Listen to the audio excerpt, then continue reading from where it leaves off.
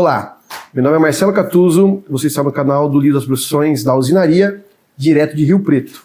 Hoje a minha convidada é a Mariana Falcocchio. Ela é médica veterinária, especialista em felinos. Mariana, fala pra gente, como é que foi o início da sua carreira? Como você escolheu essa especialização? Como começou tudo isso?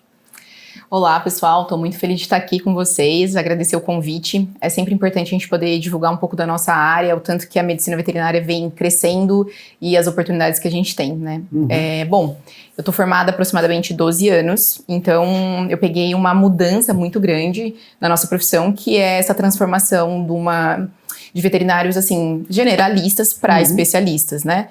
Então, quando eu penso na minha turma de faculdade, é uma turma em que uma grande parcela deles começou a ter especializações, né? Então, a gente tem alguns colegas que são nefro, trabalham exclusivamente na parte de sistemas urinários, a gente tem cardiologistas, fisioterapeutas, então é uma mudança aí do perfil do profissional, e eu vim com essa especialização de medicina felina.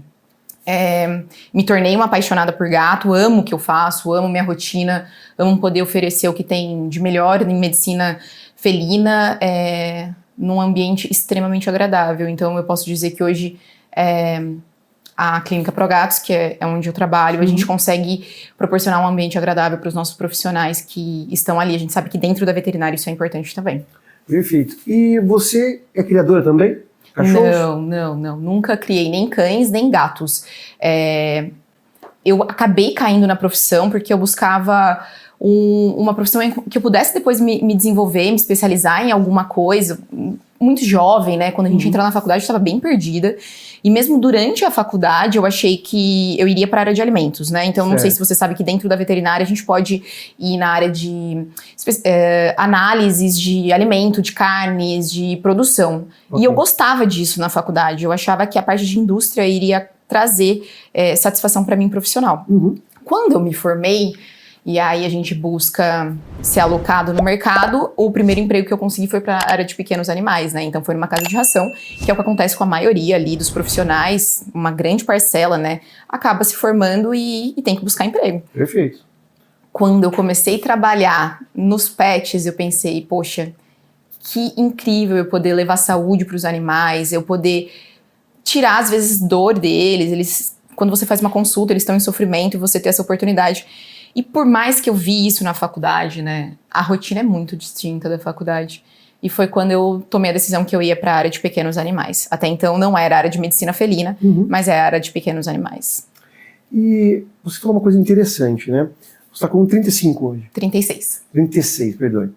E você começou 12 anos atrás. Isso. No início da nossa vida profissional, acaba que a gente tem que fazer a escolha da nossa profissão. Sim. E é uma escolha que acaba acompanhando a gente por um bom tempo. Antigamente acompanhava a gente pela vida toda, né? Hoje você trabalha somente com medicina veterinária ou você tem outras atribuições que não estão diretamente relacionadas? Olha, eu trabalho somente com a medicina veterinária, mas a gente acaba tendo que divulgar muito conhecimento para todos, né? Então, uma parcela aí do que ninguém sabe é que a gente acaba tendo que ir para a área do marketing também. Você tem que aprender um pouco de gestão, mas tudo hoje ainda é vinculado com a medicina veterinária. Você também tem uma coluna? Isso. A CBN. A CBN veio com um projeto para mim há cerca de 2 anos atrás. A gente vai completar 2 anos de parceria para a gente desenvolver uma coluna que falasse sobre animais e mais especificamente sobre gatos, né? Legal. Eu acho que ainda na nossa sociedade a gente está um pouco distante do conhecimento do que os gatos são, então ainda permanece tendo muito preconceito, a gente sabe o quanto que os gatos às vezes são mal falados pela sociedade, então quando você tem a oportunidade de estar numa rádio em que você tem acesso a todas as pessoas, não só gateiros mesmo, e você tem a oportunidade de, às vezes, compartilhar um pouco do conhecimento, isso tende a diminuir muito do preconceito que tem com os gatos. Então, foi com essa ideia que eu acabei aceitando o projeto da CBN. A gente tem uma coluna todos os sábados, na maioria das vezes ao vivo, eventualmente acaba sendo gravado, e eu posso te dizer que ali mais que 70% eu falo de comportamento. Eu acho que se a gente entender que gato não é cachorro, que a gente nem deveria sequer fazer o comparativo com cães, a gente deveria lembrar dos gatos talvez como um leão, ou como uma pantera, ou como um leopardo. A gente iria ter menos raiva deles, a gente iria compreender mais a espécie, e iria criticá-los menos, né? Então, eu falo muito de comportamento na rádio. Eu tento explicar para a sociedade quem são os gatos, os motivos que às vezes eles urinam num local que para você pode ser indesejado, mas para eles faz parte de quem eles são, ou porque eles iriam arranhar o sofá, que deixa muitas vezes a gente irritado, porque é um investimento financeiro, é a nossa casa, e quando a gente compreende muito disso, fica muito mais fácil lidar. Tanto para quem não tem gato, né, como para quem é gateiro mesmo. E aí a coluna veio pra gente divulgar, a gente fala de doenças, eventualmente quando em Rio Preto teve casos positivos de raiva, a gente fala muito sobre isso, a importância da vacinação, mas ainda assim tá vinculado com a veterinária, não é só uma profissão distinta ali que tá acontecendo. Legal, e eu até fiz esse gancho para de fato a gente compreender que, por mais que sejam atividades que não são diretamente relacionadas, elas estão conectadas, né? Então você usa hoje de uma habilidade de comunicação, de exposição de uma imagem, porque você agora é uma pessoa pública, e novas rotinas, novos hábitos profissionais, você precisa desenvolver novos hábitos para poder dar conta dessa nova realidade que é contemporânea e necessária. E hoje, você acredita que você não sinta muita dificuldade, né, nesse sentido. Mas como que foi para você no começo, essa etapa de falar um pouco de exposição? Olha, não é fácil, né? A maioria das pessoas que simplesmente olham pra mim, a maneira que eu me comunico, acham que é tudo muito simples, muito fácil e que eu nasci assim, né? Mas se pegar os primeiros vídeos do Instagram, principalmente, a voz da insegurança, a energia da insegurança, você tá vendendo uma imagem de alguém que você tá inseguro, porque não é tua rotina fazer aquilo, né? A gente não estudou a faculdade, a gente não tem comunicação na faculdade, então a gente tem que aprender tudo na hora ali, no ao vivo mesmo. Então, o processo é lento e dói, porque as pessoas vão colocar o dedo na ferida. Elas vão questionar, às vezes, alguma coisa que você falou e que não deveria ter sido feito daquela maneira. A comunicação, às vezes, o que a gente tá tentando falar, não necessariamente é o que a pessoa vai absorver.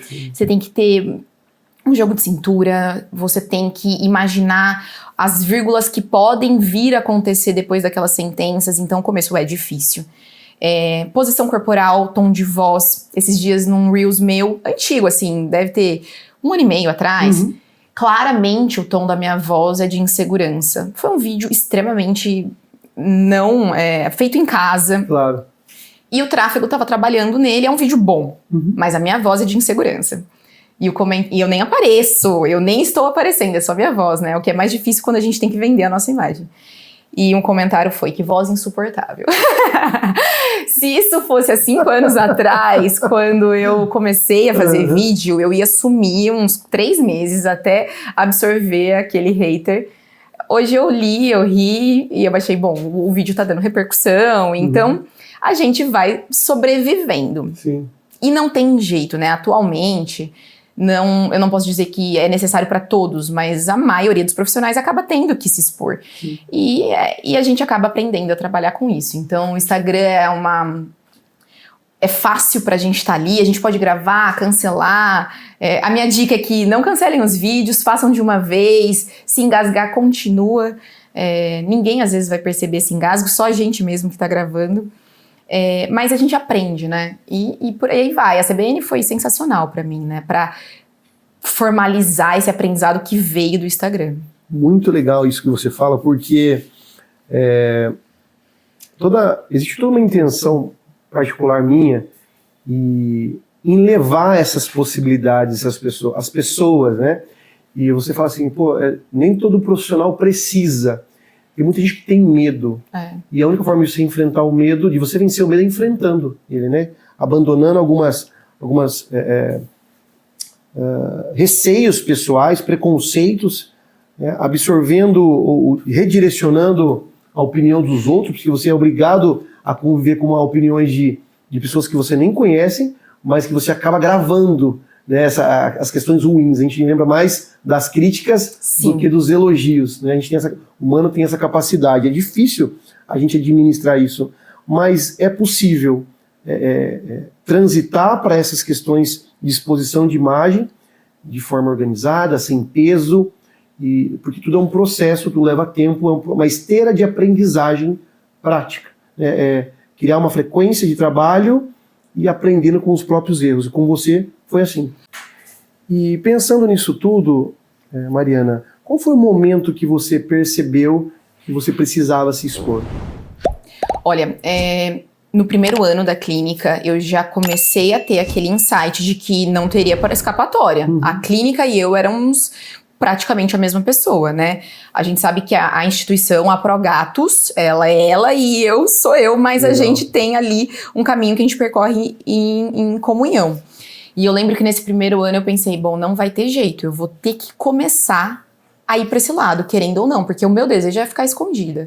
Era ficar na minha zona de conforto, não ter que enfrentar as câmeras, não ter que enfrentar haters, não ter que ficar criando conteúdo, porque tem temporadas que a gente tá cheio de conteúdo, temporadas que a gente não sabe o que a gente vai levar de conhecimento pro nosso ouvinte, ali na CBN ou mesmo no Instagram.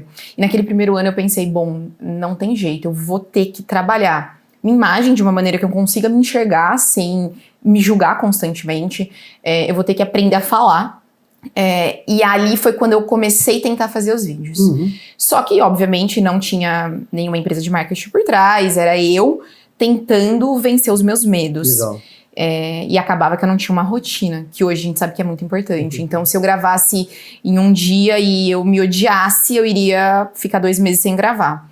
Mas eu tava focada, que não tinha jeito, eu precisava estar lá, eu precisava estar nas redes, eu precisava mostrar que a clínica existia. E não tinha outra pessoa para fazer isso, só tinha eu. Então eu foquei que era o meu objetivo. Sem data final, sem exigir em que dia que isso iria acontecer, mas era um projeto pessoal. E aí as coisas vão caminhando. Muito legal isso. Base um pouco no que você está falando, eu tenho uma linha de pensamento que você precisa de frequência de publicações e de trabalho, como tudo nessa vida, propósito, por que você está fazendo isso, o que motiva você, e trabalho de equipe, ou em equipe, porque sozinho dá muito trabalho, fazer é possível, mas hoje você tem uma agência que cuida de você, tem profissionais ali no estúdio talvez que ajudem com a maquiagem, ajudem o cabelo. Aqui antes da gente começar, isso estava acontecendo, tem pessoal da gravação, da produção. É possível isso que eu estou falando? Faz sentido? Você vê também assim? Faz total sentido, né? Eu lembro quando as pessoas falavam, tenta se organizar, faz uma planilha. E assim, eu não trabalho só com comunicação. Eu ainda atendo, eu sou veterinária. Legal. Então, se eu pegasse uma semana com a minha agenda lotada, eu já não iria gravar. Porque aí eu tinha a minha prioridade são os animais. Então, quando você tem profissionais te ajustando, te adequando, fazendo solicitações, você sabendo que tem data limite para entrega daquele trabalho, a rotina se torna mais fácil de acontecer, né? Então, hoje a empresa de marketing da clínica, ela fala, Mari, eu quero um Reels, você tem que explicar sobre esse remédio que acabou de ser lançado, e se eu pegar uma semana com muito trabalho, mesmo assim eu tenho que entregar isso. Então, ajuda muito, né? Então, às vezes, um advogado, ele não estudou somente sobre comunicação no Instagram e vamos pensar em alguém que ainda tem alguma dificuldade para se expor a imagem, temas, como se comunicar. A empresa traz conhecimento, né? Boas empresas, porque também a gente passa por transições para adequar o que eu enxergo como o que eu quero vender na imagem. A gente passou por algumas empresas, hoje a gente está com uma empresa que faz comunicação médica, então foi muito mais fácil para eles se adequarem ao que eu queria, Perfeito. Que era a comunicação veterinária, né? Isso é muito legal, porque eu tive essa experiência, mas olha só, não é nem a questão sobre uma empresa que especializa em um posicionamento, né, que você está falando, uma empresa de marketing especializada em medicina. Sim.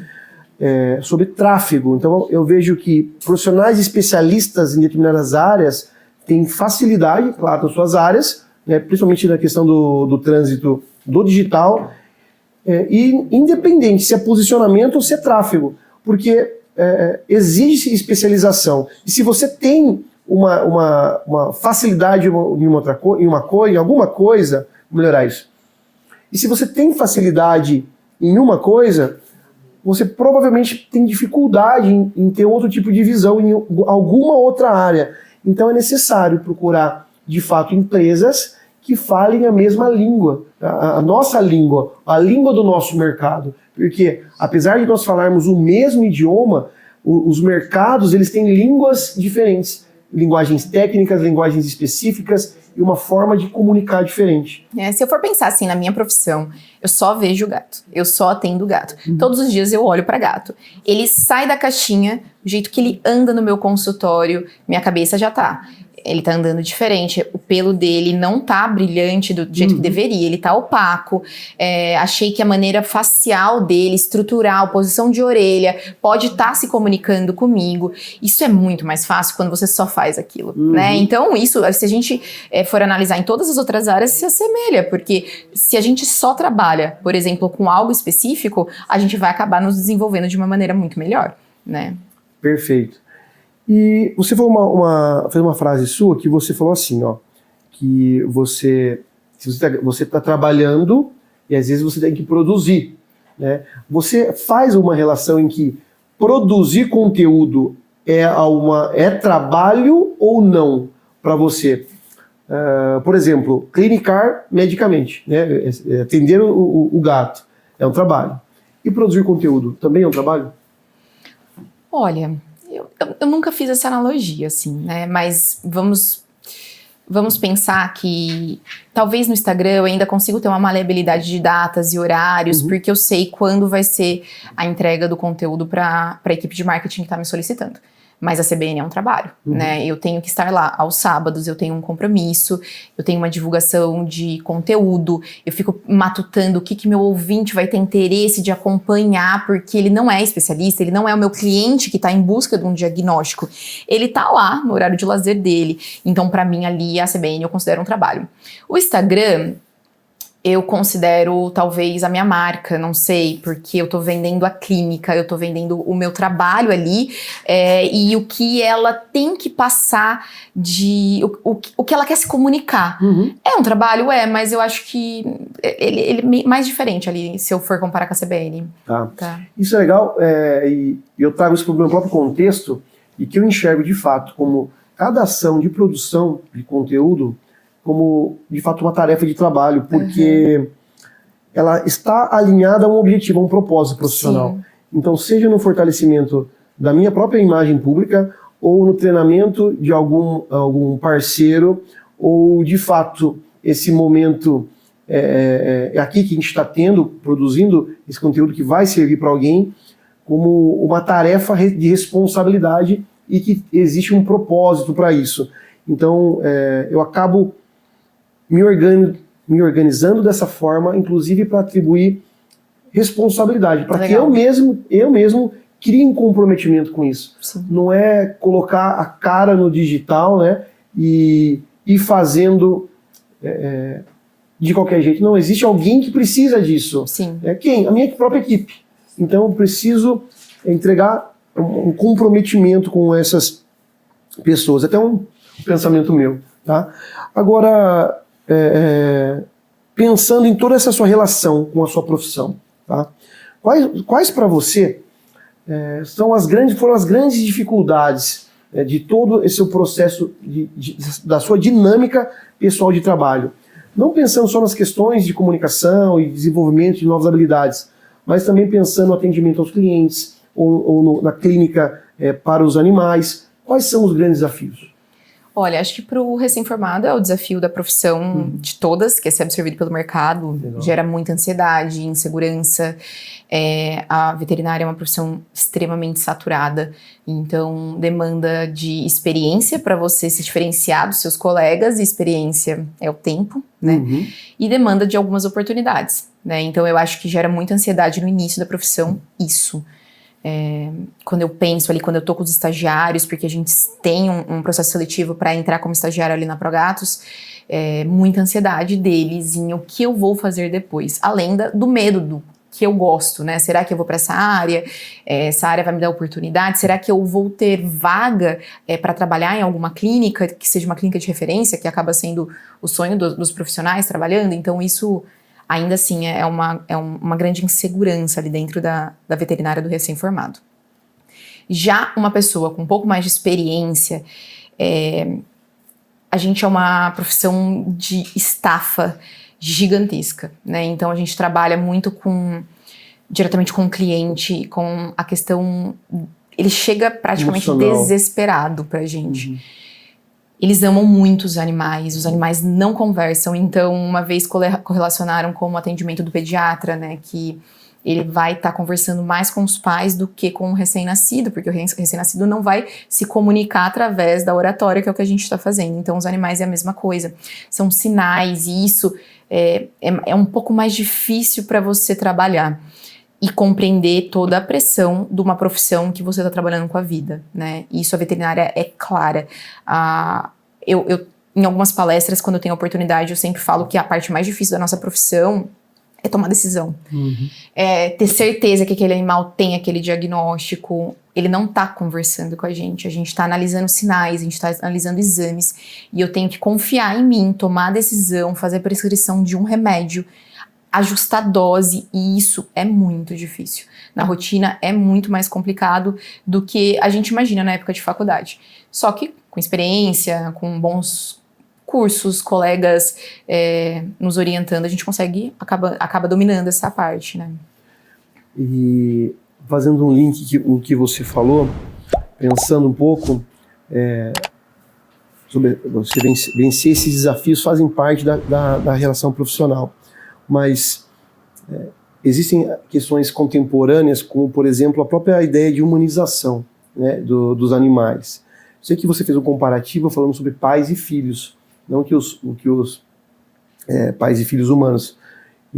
Mas hoje, como que você tem observado a questão do próprio posicionamento do tutor, né, com relação ao seu pet?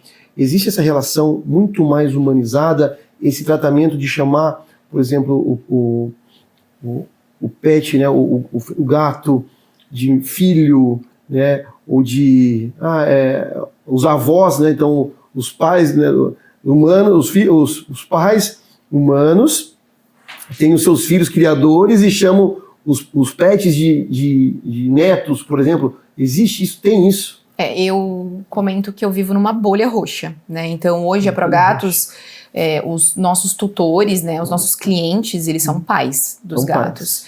Os treinamentos com a equipe de colaboradores que a gente tem, com os veterinários, com toda a equipe que a gente tem ali na Progatos, eu sempre bato na tecla que você não deve falar nada ao tutor de gato que você não falaria ao pai de um filho.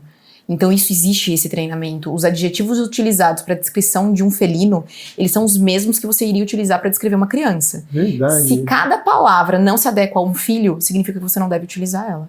Então você nunca falaria para uma criança tal palavra, tal adjetivo. Então você nunca vai utilizar isso para você descrever um animal.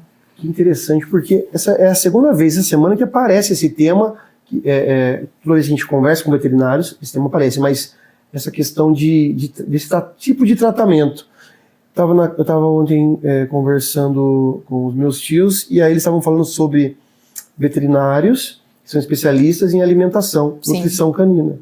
E aqui os filhos dos meus tios, né, cuidam muito bem nesse sentido, para manter uma alimentação saudável para o cachorro, mas quando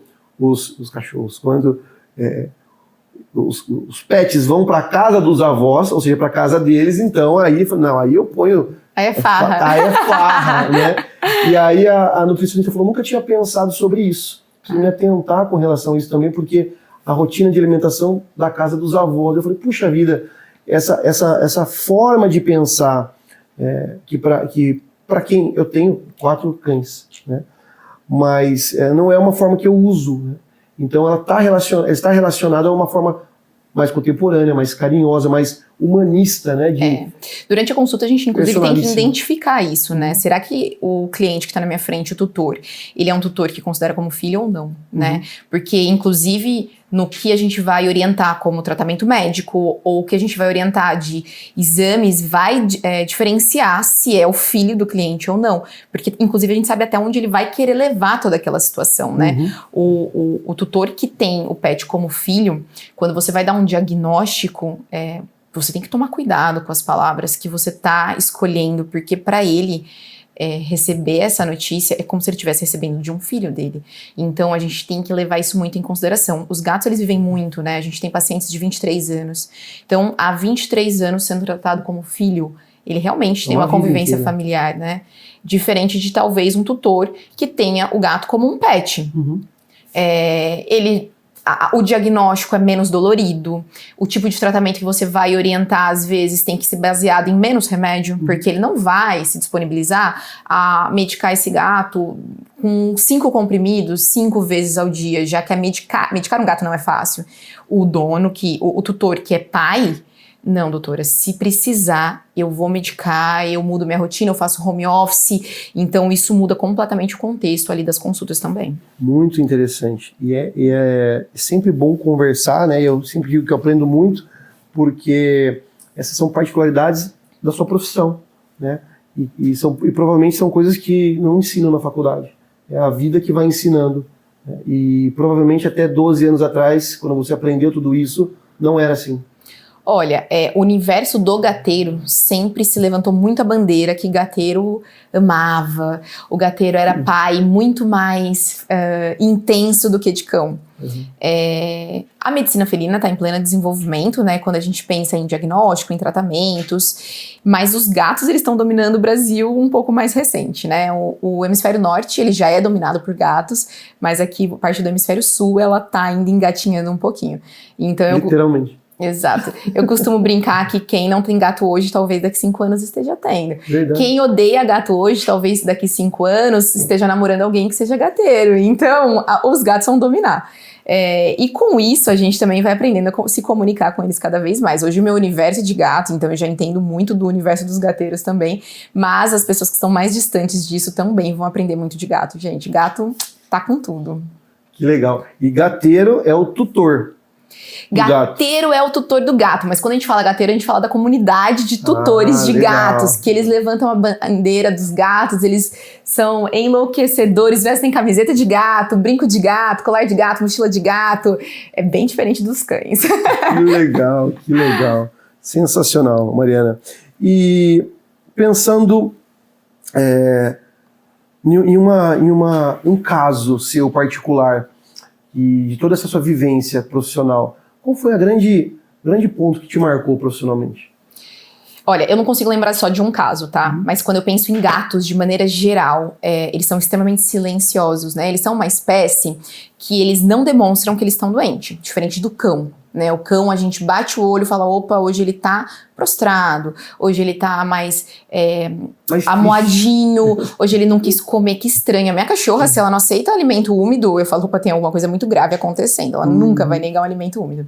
E os gatos, pelo fato deles poderem ser caçados e eles serem caçadores, isso é uma particularidade da espécie, eles não podem demonstrar que eles estão doentes, porque senão eles serão caçados. Interessante. Então eles escondem. E eles escondem muito. Então eu aprendi demais que eu tenho que pontuar o que o meu gato dentro do consultório tá me mostrando.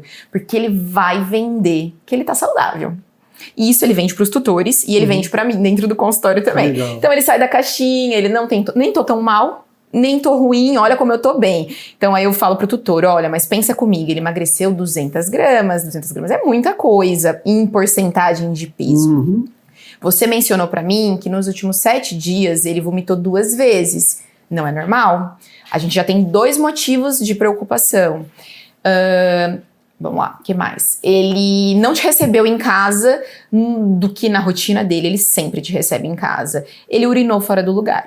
Então, na hora que a gente começa a somar essas informações, a gente começa a parar para analisar o que está acontecendo com esse paciente. E aí, quando a gente traz isso para os casos mais marcantes, eu tenho um caso ali, que agora eu lembrei de um caso específico, ele nunca foi doente para o tutor. O tutor, ele acabou agendando uma avaliação para fazer a avaliação dos dentes, né? Então era uma coisa muito mais simples. E aí quando a gente começou a fazer os exames, na palpação abdominal, eu achei que tinha aumento de volume. Um gato assim, gente, praticamente 100% saudável. E aí no desenvolvimento ele tinha uma doença muito séria, que até poucos anos atrás não tinha cura, mas ele nunca demonstrou isso. E aí a gente tem que dar essa notícia para alguém que levou o gato só para fazer uma avaliação dos dentes. Olha, o seu gato tem uma doença muito grave, que por sorte agora tem tratamento, senão ele iria vir a óbito. mas extremamente silenciosa, porque o sistema imune desse gato era tão bom que ele estava lá, lutando muito bem contra essa doença e sem demonstrar. Ele tinha somente uma alteração específica no rim dele. Na época a gente suspeitou se seria um câncer ou se seria PIF, que é essa doença. E no fim, ainda bem que era PIF, o tratamento conseguiu ser super bem elaborado, o tutor topou fazer esse tratamento, que é um investimento financeiro. São 3 meses de tratamento e depois 3 meses de acompanhamento, o gato tá saudável. Esse caso me marcou porque ele é, assim, um grito para todos os colegas de profissão, o quanto que o gato não demonstra que ele tá doente e o tanto que você tem que acreditar no que você tá vendo, né? Porque ali ele só trouxe para fazer a avaliação dos dentes. E na palpação abdominal eu falei, opa, esse rim aqui não tá... Porque assim, é como se você sentisse que não deveria estar daquele jeito, né? Tem um aumento de volume. Esse caso me marcou muito, mas eu posso dizer que ali na clínica são muitos casos. A gente tem uma gatinha, que eu também lembrei dela agora. Falar de caso, gente, vai surgindo aqui na cabeça. Dia tem um caso, exato. Né? Tá certo. Ela veio para fazer vacina, ou seja, mais uma gata que perante o tutor ela estava saudável. E ela é uma cliente minha antiga, ela saiu da caixinha, eu fiz, nossa, ela emagreceu. Não, eu acho que tá tudo bem, não tem nada. Eu falei, o pelo dela tá estranho. Eu falei, bom, não vamos fazer vacina. E isso é importante, né? Vacina não tem que ser feita simplesmente. A gente tem que entender por que ela tem que ser feita. E aí a gente foi fazer alguns exames nela. Muitas alterações hematológicas que davam indicativo de que o fígado dela não estava funcionando adequadamente. Depois de 6 meses de investigação, a gente descobriu que ela estava com câncer de fígado, que foi descoberto, assim, muito recente, na doença muito inicial. Ela faz tratamento quimioterápico até hoje, ela está muito bem, mas ela não tinha nenhum sinal disso, assim, nenhum, nada, assim, são detalhezinhos, os gatos são muito discretos. E aí são gatos que acabam marcando o nosso coração, né? Mas gato marca o coração. Que legal. Mariana, nós estamos nos aproximando do fim desse bate-papo, muito legal, e como sempre eu aprendo muito, hoje não foi diferente, e eu gostaria de pedir para você, que você deixasse para essa nova geração de profissionais que estão chegando no mercado de trabalho, esses jovens ansiosos, ou esse pessoal que já tem essa necessidade de fazer adaptação para as rotinas de exposição públicas. Pode pensar em um desses 2 públicos. Quais seriam as grandes dicas para essas pessoas? Olha, se eu pensar hoje nos recém-formados, né, a dica que eu passaria é façam um estágio, né? A faculdade é a oportunidade de falhar, de aprender, de perguntar, não tenham vergonha. Elaborar uma pergunta demanda conhecimento. Normalmente quem não tem dúvida de nada é porque não está compreendendo nada. Então questionem, façam estágio. Não tenham vergonha de pedir um estágio, de estar lá para aprender, né? Eu tinha muita vergonha de pedir estágio. Eu falava, não, eles vão saber que eu não sei nada. Como eu vou pedir estágio? E estágio é para isso, é para você aprender. A gente faz um processo seletivo na clínica para estagiários porque eu levanto muito a bandeira que a gente tem que ensinar. Quanto mais pessoas souberem, mais evolui a profissão. Então, busquem estagiar durante a faculdade, para quando chegar o 5º ano, vocês tenham mais maturidade perante a profissão, perante a exposição que vocês vão ter como profissional. E não sejam desesperados para fazer uma especialização. Não necessariamente a gente precisa sair da faculdade e já buscar uma especialização.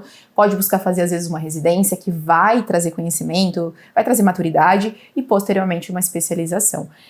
A especialização demanda também que a gente saiba muito da espécie de maneira geral e isso demanda um pouquinho de tempo também, um pouquinho de experiência. Mas eu acho que estagiar, os meus colegas ali da clínica, que foram pessoas assim que estagiaram muito, fizeram muitos estágios, né, em muitas clínicas distintas, eles são pessoas recém-formadas com um gabarito enorme de maturidade, de conhecimento, de jogo de cintura com o cliente, né? Não tem como. Ser profissional hoje, a gente tem que saber lidar com todas as adversidades. É verdade.